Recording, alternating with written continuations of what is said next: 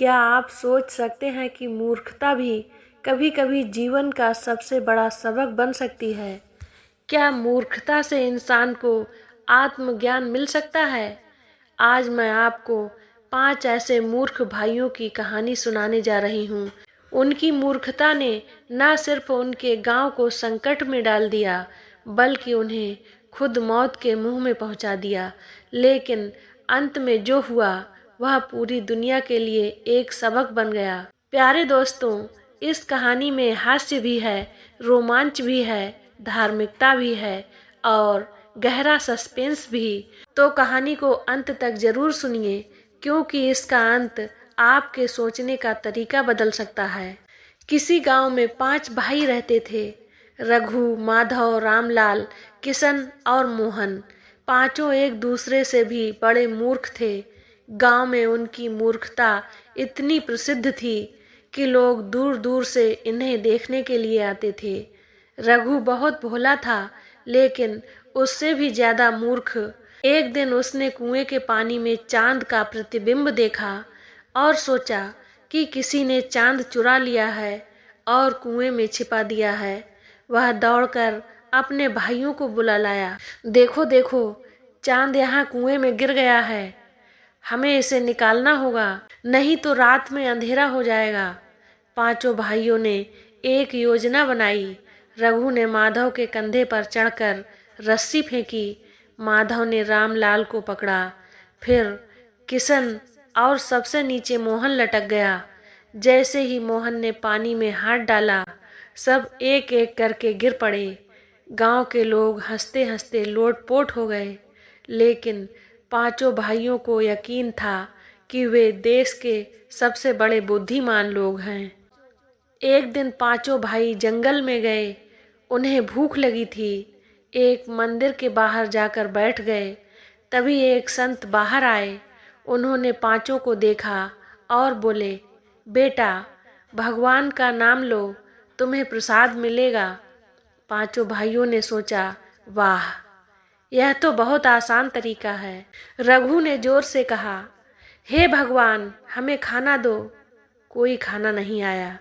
माधव ने कहा, हे भगवान, हम बहुत भूखे हैं। कोई जवाब नहीं आया। रामलाल, किशन और मोहन ने भी चिल्लाकर प्रार्थना की, लेकिन कुछ नहीं हुआ। तभी मोहन को एक आइडिया आया, क्यों न भगवान को धमकाया जाए। उसने मंदिर के दरवाजे पर पत्थर फेंक दिया और चिल्लाया, भगवान, खाना नहीं दिया तो मूर्ति उठाकर ले जाएंगे। इतना सुनते ही पुजारी बाहर आ गए और पांचों को पकड़कर खूब फटकार लगाई। लेकिन पांचों भाई संतुष्ट थे कि उन्होंने भगवान से सीधे बातचीत करने की कोशिश की थी।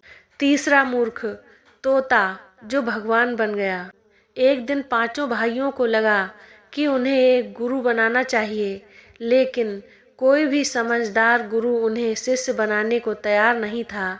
अंत में उन्होंने एक तोता पकड़ लिया और सोचा, अगर यह बोल सकता है तो इसे ही अपना गुरु बना लेते हैं। पांचों भाई उसे पकड़कर एक ऊंचे मंच पर बिठाकर बोले, अब से यह हमारा भगवान है।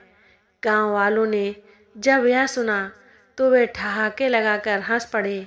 लेकिन पांचों भाइयों ने गांव में यह अफवाह फैला दी कि उनका तोता चमत्कारी है। जो इस तोते के सामने पैसे रखेगा, उसकी मुराद पूरी होगी। लोगों ने पैसे चढ़ाने शुरू कर दिए, मगर तभी एक बिल्ली आई और तोते को पकड़कर भाग गई। पांचों भाई चिल्लाए, हमारा भगवान चोरी हो गया, हमारा भगवान चोरी हो गया। चौथा मूर्ख, उसने भूत से दोस्ती की। एक बार पांचों भाई एक सुनसान खंडर में गए। वहां उन्हें किसी ने बताया कि भूत रहता है। किशन बोला, भूत से दोस्ती करनी चाहिए ताकि वह हमें अमीर बना दे। तो पांचों भाइयों ने मिलकर जोर जोर से कहा, भूत भाई, आओ हमसे दोस्ती करो। अचानक हवा चली, पेड़ हिलने लगे और अजीब सी आवाजें आने लगी। पांचों भाई डर के मारे उल्टे पैर दौड़ पड़े और गांव में जाकर बोले, हमारी दोस्ती हो गई, अब हम अमीर बनेंगे। गांव वालों ने पूछा, क्या भूत ने कुछ कहा? तो रामलाल बोला, नहीं, लेकिन उसने बहुत जोर जोर से हवा चलाई। अंतिम मूर्खता।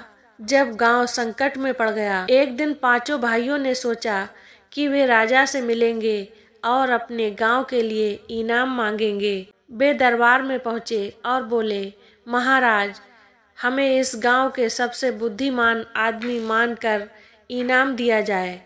राजा को जब उनके कारनामे पता चले तो उन्होंने पांचों भाइयों को गधे पर बैठाकर पूरे गांव में घुमाने का आदेश दिया। गांव वालों ने फूल बरसाए और कहा, हमारे सबसे बड़े मूर्खों की जय हो। पर पांचों भाइयों को लगा कि वे अब राजा बन गए हैं। वे खुशी खुशी पूरे गांव में घूमे और बोले, देखो, हमारी बुद्धिमानी की वजह से हमें राजा की सवारी मिल गई है। दोस्तों, पांचों भाइयों की मूर्खता से हंसी तो आई होगी, लेकिन यह कहानी हमें सिखाती है कि ज्ञान और बुद्धि का महत्व बहुत बड़ा है। अंधविश्वास और दिखावे से कोई ज्ञानी नहीं बनता। किसी भी चीज को समझे बिना उस पर विश्वास नहीं करना चाहिए। भक्ति ज्ञान और विवेक के बिना अधूरी होती है।